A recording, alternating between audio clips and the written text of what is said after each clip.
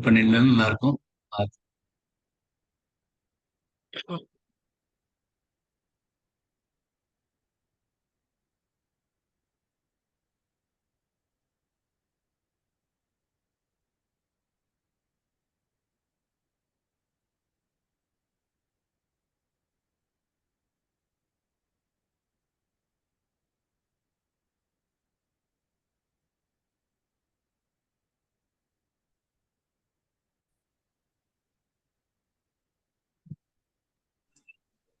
பரவாயில்ல.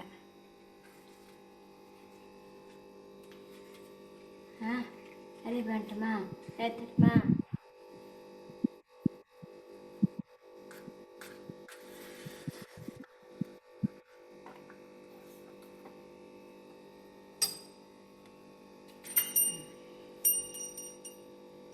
என் வாயை செய்யணும்.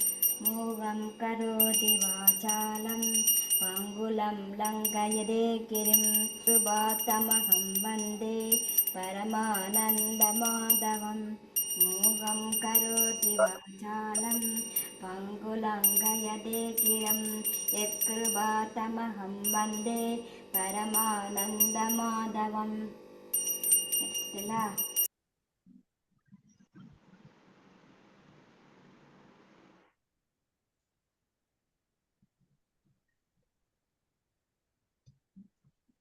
Jayashree ji, you will.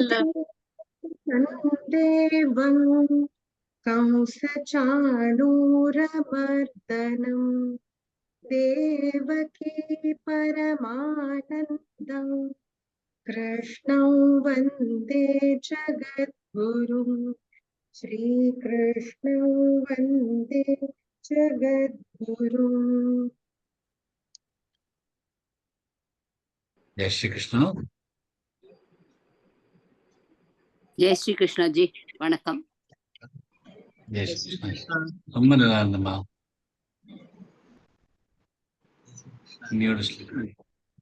நேற்றுக்கு என்னால் வர முடியல.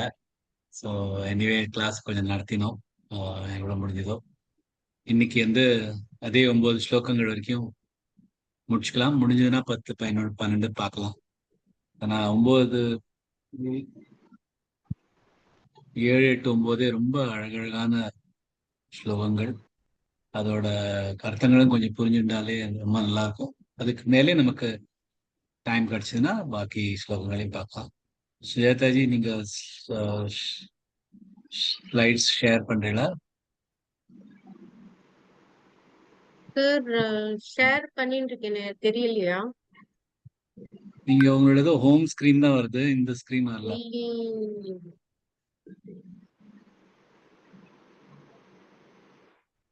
வித்யாஜி ஷேர் ஆலியா? வித்யாஜியோட ஒன்னும் ஷேர் இப்ப பிளாங்கா இருக்கு. ஸ்லைட்ஸ் கொஞ்சம் ஷேர் பண்ணீங்கன்னா செலக்ட் ஆகும்.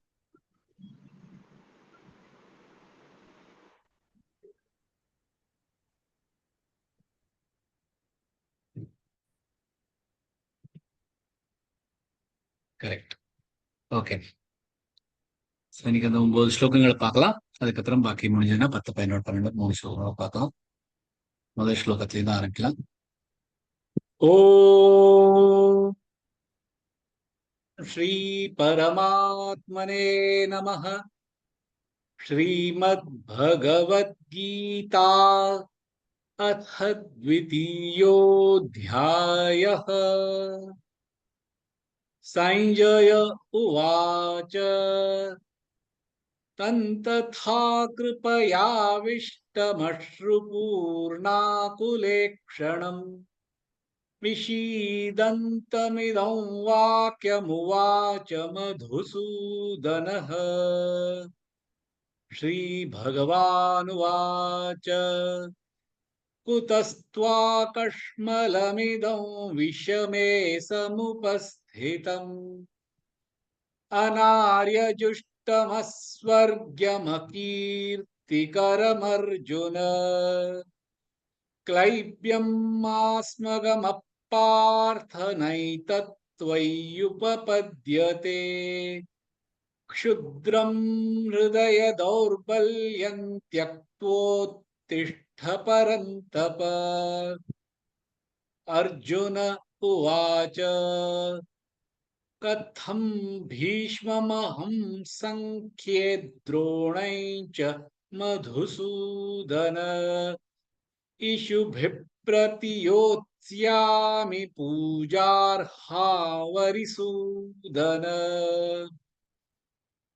गुरून् हत्वा हि महानुभावान् श्रेयो भोक्तुम् भैक्ष्यमपीह लोके हत्वार्थकामांस्तु गुरूनिहैव भुञ्जीय भोगान् रुधिरप्रदिग्धान् न चैतद्विद्मः कतरन्नो गरीयो यद्वा जयेम यदि वा नो जयेयुः यानेव हत्वा न जिजीविषामस्तेव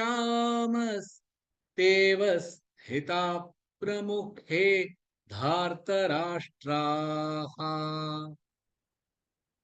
कार्पण्यदोषोपहतः स्वभाव पृच्छामि त्वां धर्मसम्मूढचेताः यच्छ्रेयस्यान्निश्चितं ब्रूहि तन्मे शिष्यस्तेऽहं ஷாதிமான் துவாம் பிரபன்னம். இந்த கோழைத்தனமான தோஷம் என் இயல்பை பாதிக்கிறது மற்றும் என் தர்மம் என்ன என்ற குழம்பின மனத்தால் உன்னை கேட்கிறேன். நிச்சயமாக எது நல்லது என்று கூறு. நான் உன் சிஷ்யன் மற்றும் உன்னிடம் சரணடைகிறேன். நீ எனக்கு அறிவுறுத்து அப்படின்னு அர்ஜுனன் சொல்றார். கார்பண்ய தோஷோ பாதஸ்வபாவ பிரச்சாமி துவாம் தர்ம சம்மூட சேதாக. தர்ம குழப்பத்துல இருக்க அர்ஜுனன் இந்த யுத்தத்தை விட்டு ஓடி போலாம் அப்படின்னு நினைக்கல. நான் எதுல இருந்து ஓடி போறேன்னு பாக்கறேன்னா நமக்கு பாவம் கிடைக்கும், குலக்ஷய குலங்கள் க்ஷயமாயி அதனால வர பாவங்கள். தர்மிகள் இருக்க மாட்டாங்க. இந்த பீஷ்மர் துரோணர் மாற தர்மிகள்லாம் உலகத்துல இல்லைன்னா தர்மம் எப்படி வரும்? அந்த தர்மம் தர்ம சம்மூட சீதா, தர்ம குழப்பத்துலதான் அவர் பலன் பாக்குறார். ஆனா கிருஷ்ணர் 2-3 ஸ்லோகத்தில் சொல்ல கிளைபியம்மாஸ்மகம பார்த்த நைத்தத் பையுபத்யதே க்ஷுத்ரம் ஹிருதய தௌர்பல்யம் த்யக்த்வோத்திஷ்ட உத்திஷ்ட பரந்தப. எல்லாரையும் உன்னால ஜெயிக்க முடியும், எல்லா எதிரிகளையும் உன்னால ஜெயிக்க முடியும், நீ பரந்தப உத்திஷ்ட எழுந்துரு அப்படின்னு சொல்ற. இந்த மாதிரி இந்த விட்டுட்டு போறது ஹிருதய தௌர்பல்யம். அது உன் மாதிரி ஒரு வீரனுக்கு கரெக்ட் இல்லை அப்படிங்கிறார். இந்த ஸ்லோகத்துல ஒரு ஒரு மைமையான ஸ்லோகம். ஏன்னா இந்த இடத்துல இந்த ஸ்லோகத்துல தான் அர்ஜுனனோட மாத்தி எப்படி அவரோட யோசனை மாறுறது, அவர் ஒரு தெளிவு வருது அப்படிங்கறது காமிக்கிறது. ஒரு ரொம்ப ஒரு நெகட்டிவான ஒரு ரொம்ப மட்டமான ஒரு அல்பமான அப்படின்னு ஒரு வார்த்தை பகவான். ஒரு அற்பமான ஒரு மனசு இருக்கிறதுல இருந்து இப்பதான் கொஞ்சமாவது தெளிவு வந்திருக்கு. நான் முதல் அத்தியாயம் பார்த்தா முழுக்க எப்பொழுது முழுச அற்பமான புத்தியில தான் இருந்தார். ஆனா இந்த ஸ்லோகம் வரத்துக்கு முன்னாடி வரைக்கும் கூட அவர் கொஞ்சமா குழப்பத்துல தான். இந்த இடத்துலதான் அவருக்கு தெளிவு வருது. கார்பண்ய தோஷம், கார்பண்ய அப்படின்னா கோழைத்தனம் அப்படின்னு எடுத்துக்கலாம். ஆனா கார்பண்யத்துக்கு ஒரு இன்னொரு அர்த்தம்னா கஞ்சத்தனமா இருக்காது. இந்த விஷயத்த இந்த கார்பண்ய பத்தி நிறைய பேர் நிறைய விஷயத்த சொல்லியிருக்காரு. ரத்ரண்யகோபனிஷத்துல கார்பண்ய அப்படிங்கிறதுக்கு யோவா ஏததக்ஷரம் கார்க்ய விதித்வாஸ்மான் லோகாத் பிரைத்திச கிருபணஹ. கிருபணஹ தான் அந்த கார்பண்ய தோஷம். கிருபணஹ என்ன சொல்றதுன்னா கர்கி சொல்ற, இந்த உலகத்துல விதித்வா ஸ்மால் லோக, இந்த லோக்கத்தை என்னன்னு புரியாம லோக்கத்துல வந்து விட்டுட்டு போறவா,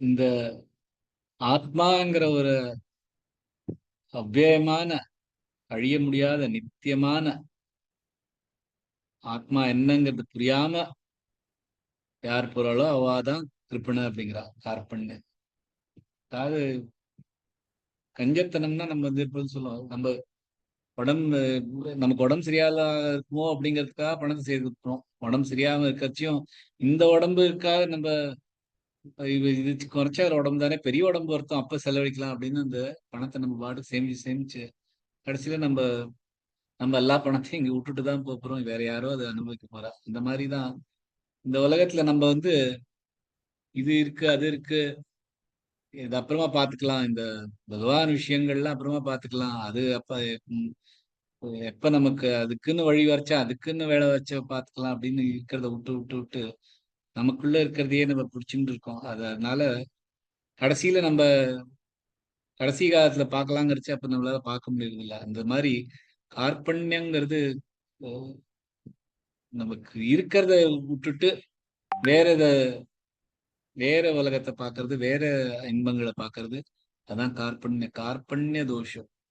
இந்த அந்த கார்பண்ய தோஷம் வந்ததுனால எனக்கு வந்து இந்த குழப்பமான ஒரு தர்மம் என்ன அப்படின்னு குழப்பம் இருக்கு. அந்த மாதிரி ஒரு இடத்த இந்த சம்மூட சேத்தாக குழம்பின என்னோட மனசு சேத்தனம், என்னோட அறிவு எல்லாமே குழம்பி போயிருக்கு அப்படி சொல்ற அர்ஜுனன். அதுக்கப்புறம் எச்ரேயஸ்யா நிச்சிதம் புரோஹிதம், என்ன சொல்றதுன்னா கிருஷ்ணர் வந்து என்ன சொல்றாரு, நீ பண்றது இது மாதிரி விட்டுட்டு போறதெல்லாம் அனாரியம், அனாரிய ஜுஷ்டம் ஸ்வர்க்கம் அகீர்த்தி கரம் அர்ஜுன அப்படிங்கிற. அனாரியம், இது நல்லவா பண்ற காரியம் இல்ல அப்படின்னு சொல்றாரு. அகீர்த்தி, உனக்கு இதனால நல்லது கிடைக்காது, இதனால சொர்க்கம் கிடைக்காது அப்படின்னு சொன்னா அப்பதான் அவருக்கு புரியுறது. அனாரியம்னா நல்லவா பண்றதுன்னா அப்படின்னா எது எனக்கு நிச்சயமா ஸ்ரேயஸ், எச்ரேய, எதுல எனக்கு ஸ்ரேயஸ் கிடைக்குமோ, நிச்சயமா நிச்சயமா கிடைக்குமோ, ப்ரூஹி தன்மை, நீ எனக்கு சொல்லு, எனக்கு வந்து இன்ஸ்ட்ரக்ட் பண்ணு, எனக்கு கத்துத்தா அப்படிங்கிறார். இதுல இருந்து ஸ்ரேயஸ் என்ன, நம்ம வந்து ஸ்ரேயஸ் அப்படிங்கிற, ஸ்ரேயஸ்னா நல்லது அப்படின்னு. நல்லது ரெண்டு ரெண்டு விதத்துல இருக்கு, ஸ்ரேயஸ் இருக்கு, பிரேயஸ் இருக்கு. பிரேயஸ்னா பிரயத்னம் பண்ணி வருது, தர்மத்தை கடைபிடிக்கிறதும் பிரேயஸ் தான். ஏன்னா அது வந்து கர்மம் பண்றது, அதனால நமக்கு என்ன கிடைக்கிறதோ அது பிரேயஸ். பிரேயஸ்னா நமக்கு வந்து செழிப்பு கிடைக்கும், சுகானுபாவம் கிடைக்கும், அதெல்லாம் இருக்கிறது பிரேயஸ். ஆனா ஸ்ரேயஸ்ங்கிறது அதுக்கு அதை விட ஒரு மேலானது, நிலையான ஒரு ஒரு நல்லது அப்படின்னா அது ஸ்ரேயஸ். அது வந்து கடைசியா எல்லாத்தோட ஸ்ரேயஸான விஷயம் என்னன்னா மோட்சம் கிடைக்கிறது தான் இருக்கிறதுக்குள்ளேயே ஸ்ரேயஸான விஷயம். அதனால இவர் வந்து ரொம்ப தெளிவா கேட்கிறாரு அர்ஜுனன், ஸ்ரேயஸ், இந்த ஸ்ரேயஸ் என்னன்னு எனக்கு கொடு அப்படிங்கிறார். அப்புறம் என்ன சொல்றது, சிஷ்யதேகம், சிஷ்யதேகம், நான் உனக்கு சிஷ்யனா இருக்கேன். முதல்ல வந்து கிருஷ்ணர்கிட்ட அவர் என்ன சொல்றாரு, சாரதி மாதிரிதான் சொல்றாரு, என்னோட நம்ம ரதத்தை சேனையோர் உபயோர் மத்திய, இந்த சேனைகளுக்கு நடுவுல கொண்டு நிறுத்து அப்படின்னு அவர் ஒரு சாரதி மாதிரி பார்த்துட்டு இப்ப வந்து அவர் வந்து சிஷ்யஸ்தேகம், நான் உனக்கு சிஷ்யனா இருக்கேன் அப்படின்னு. இந்த சிஷ்யன் அண்ட் ஸ்ரேயஸ், இந்த ரெண்டு வார்த்தைகள் இந்த இதுல பாத்தீங்கன்னா ரொம்ப ரொம்ப அறிவுபூர்வமான வார்த்தைகள் இது யூஸ் பண்ணது. ஏன்னா ஸ்ரேயஸ் அண்ட் சிஷ்யா இது ரெண்டும் சேர்ந்தாதான் அதுக்கு வந்து அந்த ஸ்ரேயஸ்க்கு ஒரு மகத்துவமே கிடைக்கும். ஏன்னா நம்ம வந்து சிஷ்யம்னு இப்ப வில்லம்பு துரோணாச்சாரியார் அவருக்கு சொல்லி கொடுத்தாரு, அதுவும் அப்போ அவர் வந்து சிஷ்யனா தான் இருந்தார். ஆனா அதே மாதிரி நமக்கு டான்ஸ் கத்துக்கிறோம், பாட்டு கத்துக்கிறோம், அதெல்லாம் இருந்தாலும் எல்லாமே சிஷ்யன் தான் சொல்றோம், விவாடு சிஷ்யா. ஆனா ஸ்ரேயஸ் சிஷ்யா, அதான் இங்க ரெண்டுமே சேர்ந்து வருது. இப்ப கத்துக்கிறவ வந்து இப்ப மூணு விதத்துல இருக்கா, வித்யார்த்தி, சம்ஸ்கிருதத்திலேயே வித்யார்த்தி, அந்தவாசி, சிஷ்யா, இது 3 வார்த்தை இருக்கு. 3க்குமே ஒரு ஒரு ஸ்டூடெண்ட் ஆர் பகில்பவன் அப்படின்னு அர்த்தம் இருந்தாலும், வித்யார்த்திங்கிறவன் வித்தியத்தை நாடுவதும், வித்யா வேணும் எனக்கு அப்படின்னு அலைவருக்கு வித்யார்த்தி. அதுக்காக வித்யா வேணுங்கிறது தான் சொல்லலை தவிர, வித்யா அதுக்காக ஏதாவது பண்றாளாங்கிறது கூட அதுல தெரியறது இல்ல. யார் அந்த வித்யார்த்தி வித்யாவை தேடிட்டு போறவ அதுக்காக தனக்கு இருக்கிற முயற்சி பண்றவா அந்தவாசி. அந்த மாதிரி இருக்கிறவா என்ன பண்ணுவான்னா, ஒரு ஸ்கூல்ல போவா, துரோணர் மாதிரி ஒரு குருவை தேடுவார், அவள்கிட்ட இருந்து கத்துக்க பார்ப்பா. அந்த மாதிரி. ஆனா சிஷ்யா அப்படிங்கிறது அது எல்லாருக்கும் கிடைக்கிறது. சிஷ்யாங்கிறது அதை புரிஞ்சுக்கிற அளவுக்கு இருக்கிறவள் தான் சிஷ்யா. வித்யார்த்திங்கிறது வித்யாவை தேடி போறவா, அந்தவாசிங்கிறது இந்த வித்யை தேடி அதுக்காக முயற்சி பண்றவா. ஆனா அதை புரிஞ்சுக்கிற தன்மை இருக்கிறவா தான் சிஷ்யா. அது புரிஞ்சுக்கிற தன்மை இல்லைன்னா அவன் சிஷ்யன் ஆக முடியாது. சிஷ்யன் இங்க அர்ஜுனன் தன சிஷ்யன் அப்படிங்கிறார். அதுவும் ஸ்ரேயஸோட சிஷ்யன் அப்படிங்கிறது. எது நல்லது, எது நிலையான ஒரு நல்லது, அதுக்கான சிஷ்யன் அப்படிங்கிறார். இப்ப இதே கேள்வி அர்ஜுனனுக்கு பதிலா துரியோதனுக்கு இருந்தா பகவான் இதெல்லாம் சொல்லிப்பாடாங்கிறது எனக்கு சொல்லித்தா அப்படின்னு சொல்லியிருந்தாருன்னா அவர் சொல்லிப்பாராங்கிறது ஒரு கேள்விக்குறிதான். ஏன்னா சிஷ்யனா அவளை எடுத்துக்கணும்னா அவருக்கு புரியணும், அவருக்கு இந்த பகுத்தறிவு இருக்கா, இத புரியற அளவுக்கு. அப்படி இருந்தாதான் அவர் சிஷ்யன், இல்லைன்னா அவர் சிஷ்யன்கிறது கிடையாது. ஸ்ரேயஸ் அண்ட் சிஷ்யன் ரெண்டும் சேர்ந்து இருக்கிறது தான் ஒரு சிஷ்யனுக்கு. இந்த இந்த இடத்துல அர்ஜுனனுக்கு மகத்தான ஒரு விஷயம் அப்படி சொல்றாரு. எனக்கு ஸ்ரேயஸ் தான், எது நிச்சயமாக ஸ்ரேயஸா இருக்கோ அது எனக்கு தான், நான் உனக்கு சிஷ்யனா இருக்கேன் அப்படி சொல்லிட்டு, சாதிமாம் துவாம் பிரபந்தம், நான் உனக்கு அடிமையா உன்னோட சரணடைகிறேன். ஒரு குருட்ட நம்ம குருட்ட போனோம்னா குரு நம்மளை இப்படி பண்ணு அப்படி பண்ணு அப்படின்னு நம்ம அவர் சொல்லபடி அவர் என்ன சொல்றாரோ அது வீட்டுக்கு நம்ம கேட்டு அதை பண்றது, அது ஒரு விஷயம். இது நம்ம குருவிட்ட சரண் அடைஞ்சிட்டோம்னா அப்புறம் அது நம்மளோடது இல்ல. குருக்கே தெரியும் நம்மள என்ன பண்ணணும், என்ன சொல்லி கொடுக்கணும், என்ன பண்ணணும். நமக்கு அவர் கைக்கு போயிடுறது. இப்படி ஒரு ஒரு தாய் குழந்தை பிறக்கிறதுக்கு முன்னாடி குழந்தைக்கு உடம்பு சரியா இருக்குன்னு தாய் அதோட ரெஸ்பான்சிபிலிட்டி எடுத்துன்றா. அதுக்கான மருந்து தாய் தான் எடுத்துக்கிறா. இந்த மாதிரி இந்த குழந்தை நல்லா பிறக்கணும் அப்படிங்கிறதுக்காக தாய் எப்படி எடுத்துக்கிறாளோ அந்த மாதிரி இந்த சிஷ்யன் நல்லா வரணுங்கிறதுக்காக குரு முழு ரெஸ்பான்சிபிலிட்டி தன் தொழில் எடுத்துட்டு பண்ணுவாங்கிறதுக்காக சாதிமாம் பிரபந்தம், நான் உனக்கு சரணடைகிறேன் அப்படின்னு சொல்றாரே தவிர. ஆனா இதே ஸ்லோகத்துல பார்த்தீங்கன்னா இன்னும் கொஞ்சம் யோசிச்சு பார்த்தீங்கன்னா புரூஹி தன்மை அப்படிங்கிறார். நீ எனக்கு சொல்லுன்னு வேற சொல்ற.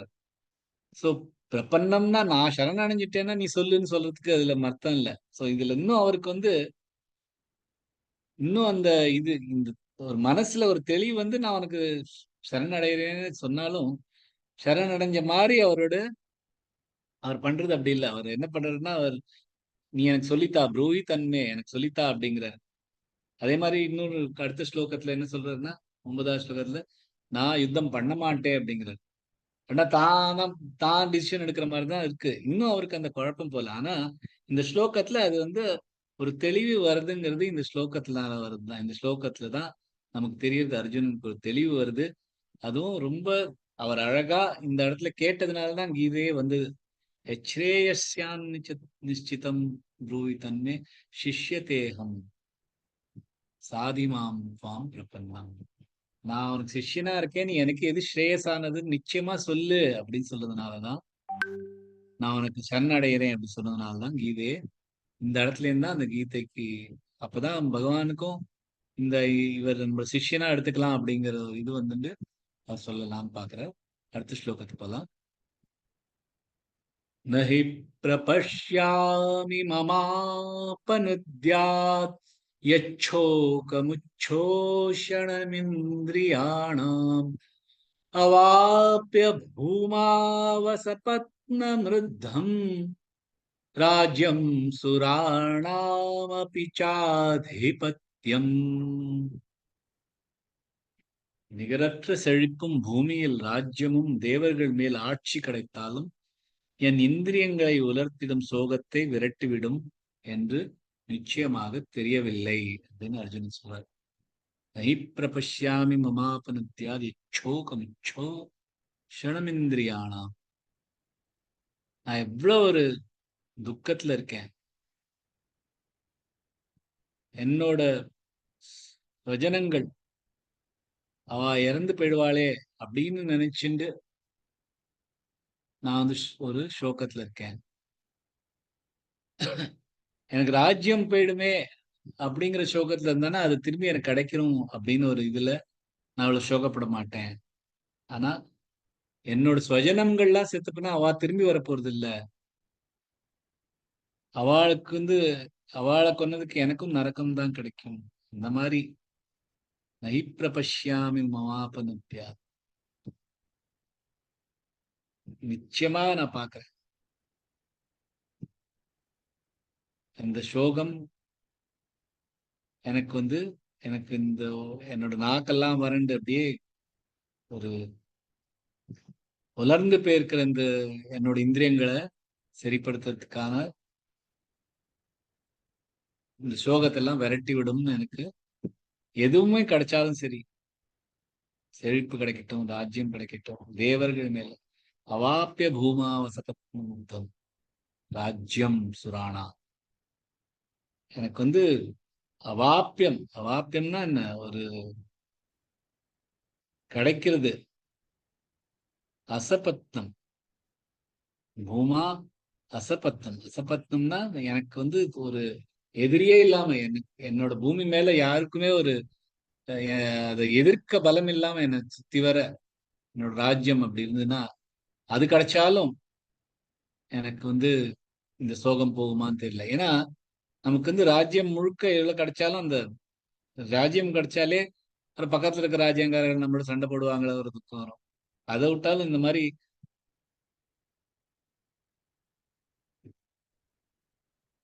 மாதிரி ஒரு நிகரற்ற அசபத்தம் அந்த மாதிரி ஒரு ராஜ்யம் கிடைச்சாலும் இந்த நம்ம குழந்தை நம்மளோட ஜனங்கள்லாம் சுகமா இருப்பாளா அந்த மாதிரி ஒரு வருத்தம். அந்த மாதிரி வருத்தங்களுக்கு ஒரு அளவே இல்லை. அந்த மாதிரி அதனால எனக்கு வந்து ஒரு சுகம் கிடைக்கணும் இல்லை. ஆனா இந்த மாதிரி எனக்கு சோகம் என்ன கிடைக்கிறது? இவாள் எல்லாரையும் நான் கொன்னு போட்டு இவாள் எல்லாரையும் வதம் பண்ணிட்டு எனக்கு என்ன எனக்கு இந்த சோகம் வந்து போவே போகாது. இந்த சோகம் வறண்டு போன என்னோட இந்திரியங்களுக்கு சுகமே கிடைக்காது. சுராணாம் அப்பி சாதிபத்தியம். சுராணம்னா தேவர்கள். தேவர்களோட அதிபதியா இருந்தாலும் எனக்கு வந்து இந்த சோகம் வந்து போகாது. அது வந்து அவரோட அந்த பாசத்தை காமிக்க, தன்னோட சுவஜனம் மேல இருக்கிற பாசத்தினால்தான் இந்த மாதிரி எச்சோகமுச்சோ க்ஷணமிந்திரியானம் என்னோட சோகங்கள் வந்து உலர்ந்து போகிறதுக்கு இது இது கிடைக்காது, நிச்சயமா எனக்கு கிடைக்காது அப்படிங்கிறது நான் எனக்கு கண்ணுக்கு எய்த்தாப்புல பாக்குறேன் அப்படிங்கிறா. இதுக்கு முன்னாடி ஸ்லோகத்துல தான் என்ன சொல்ற, நீ என்ன சொல்றியோ நான் பாத்துக்கிறேன் அப்படிங்கிறது. ஆனா இப்ப என்ன சொல்ற, எனக்கு எல்லாமே போயிடும், திருப்பியும் அதே இடத்துக்கு அந்த குழப்பம் இன்னும் முழுசா போலங்கிறது இந்த ஸ்லோகத்துல தெரியுது. அடுத்த ஸ்லோகத்துல இன்னுமே நல்லா தெரியும். அடுத்த ஸ்லோகத்துக்கு போகலாம்.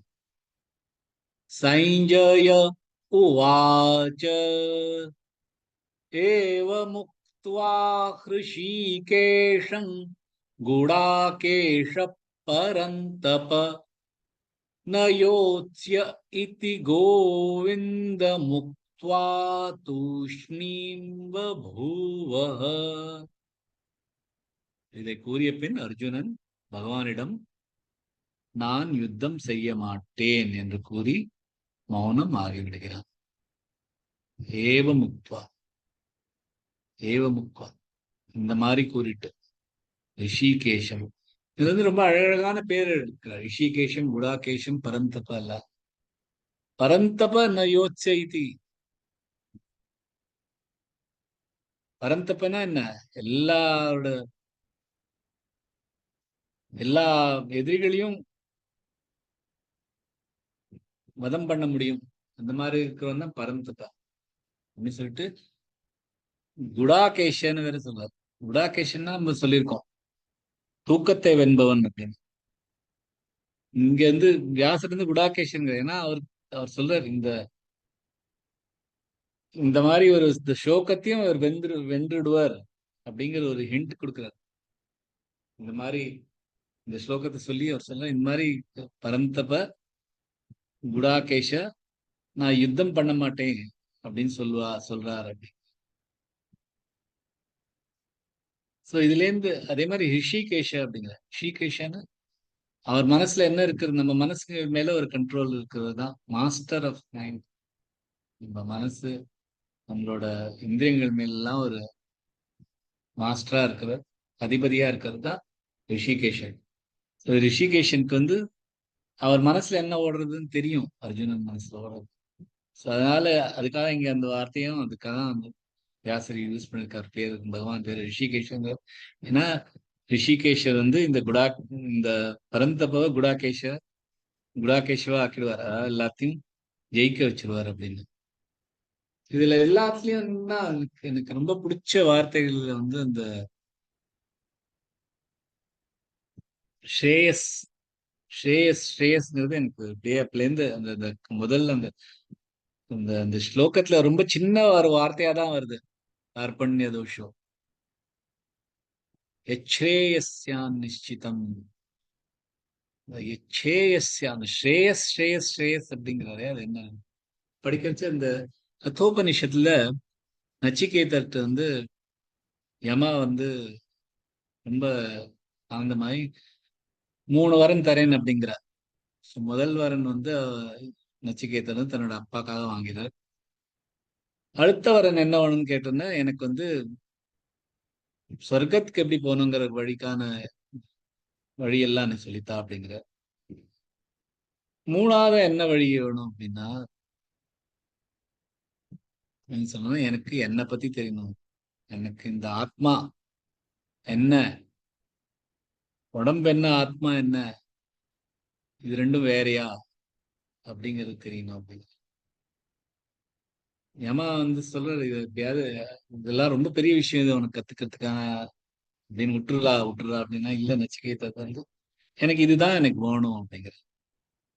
அப்பதான் யமனும் அவருக்கு ஸ்ரேயஸ் பிரேயஸ்ங்கிற 2 விஷயங்களும் சொல்றாரு. ஸ்ரேயஸும் பிரேயஸும் இருக்கு. அதுல ஸ்ரேயஸ் வந்து யாருக்கு விவேகம் இருக்கோ அவதான் அந்த ஸ்ரேயஸுங்கிறத எடுத்துப்பா. ஏன்னா பிரேயஸ்னால நமக்கு வந்து என்ன கிடைக்கும்னா செழிப்பு கிடைக்கும், சுகங்கள் கிடைக்கும். ஆனா ஸ்ரேயஸ் யாரு கிடைக்கிறாளோ அவளுக்கு மோட்சம் கிடைக்கும். சோ அதுலயும் நச்சிகேதரும் யமன்ட்டு வந்து இந்த அந்த ஸ்ரேயஸ தான் கேட்கணும். அதே போலதான் இங்கேயும் அர்ஜுனன் வந்து எனக்கு ஸ்ரேயஸ் தான் வேணும் அப்படிங்கிறது.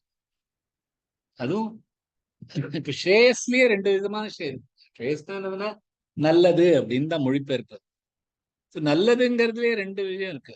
ஒண்ணு வந்து ஒரு மாறுகின்ற நல்லது, அதாவது இப்ப ஏதாவது நல்லதா இருக்கும், அதே விஷயம் அப்புறமா நல்லதா இருக்காது. ஒரு மருந்துன்னு எடுத்துட்டோம்னாலே இந்த மாதிரி ஒரு கண்டிஷனுக்கு இந்த மருந்து நல்லதா இருக்கும், ஆனா அதே மருந்து வேற கண்டிஷன் தான் அது அது விஷமா மாறிடும்.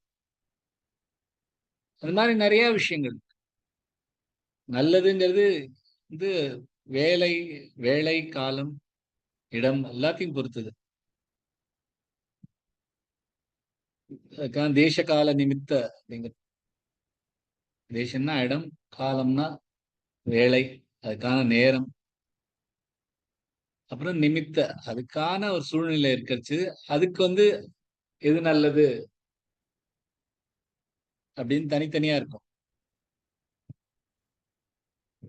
சோ அது என்னது நல்ல, எது நிச்சயமான நல்லது அப்படிங்களா, எது நிச்சயமான நல்லது அப்படிங்கிறதுக்கு பியோர் நல்லது எது, பியோரான ஸ்ரேயஸ் எது, அது மாறாத ஒரு ஸ்ரேயஸ், எப்பொழுதுமே நல்லது. எப்பொழுதுமே நல்லது அப்படின்னு ரொம்ப யோசிச்சு பார்த்தோம்னா நமக்கு புரியும். மோட்சம்ங்கிறது தான் நமக்கு எப்பொழுதுமே நல்லதுதான். சதா அதை தவிர அது அதுக்கு நேரம் காலம் சூழ்நிலை அதெல்லாம் கிடையாது. எப்பொழுதுமே நல்லமா இருக்கிறது ஒரு ஸ்ரேயஸ் தான். அந்த ஸ்ரேயஸ் தான் கிருஷ்ணர்கிட்ட கேட்கிறார் அர்ஜுனா. அவர் அந்த கேட்டு அதனால சொன்னதுனால்தான் கீதைங்கிறது நமக்கு எய்தாப்புல வருது. இல்லைன்னா கீதை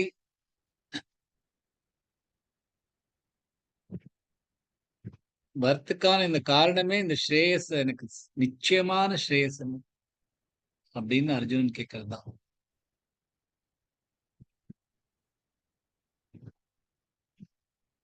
அந்த மாதிரி ஒரு ஸ்ரேயஸ் வேணுங்கிறதுனால்தான் அர்ஜுனன் தன்னைத்தானே சிஷ்யன், நான் உனக்கு சரணடைகிறேன் அப்படிலாம் சொல்லுது. இது ரெண்டும் சொன்னதுனாலதான் பகவானுக்கும் புரியுறது.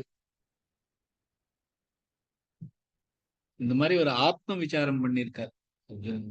இந்த எவ்வளவுதான் குழப்பம் இருக்கு இந்த இடத்துல, யுத்தம் அவர் எல்லாம் சத்தம் வந்துருக்கு, என்னெல்லாமோ குழப்பம் நடக்கிற இடத்துல, இவரே குழம்பி போன இடத்துலயும் அந்த அந்த ஒரு நிமிஷத்துல அவருக்கு அந்த ஒரு தெளிவு இதெல்லாம் இருக்கட்டும், பக்கத்துல எது வேணாலும் இருக்கட்டும், ஆனா நான் உனக்கு சரணடைறேன், நீ என்ன சிஷ்யனாகி எனக்கு நிச்சயமான ஸ்ரேயஸ் என்ன கொடு அப்படின்னு கேட்கறதுனாலதான் கீதை இந்த இடத்துல இருந்து வெளியில வருது. இல்லைன்னா பகவான் இவனுக்கு அர்ஜுனன் சிஷ்யனா எடுக்கணுங்கிறதுக்கு அர்ஜுன் புரியுமா அப்படின்னு கேட்டாதான் சிஷ்யன்கிற வார்த்தையே வரும்.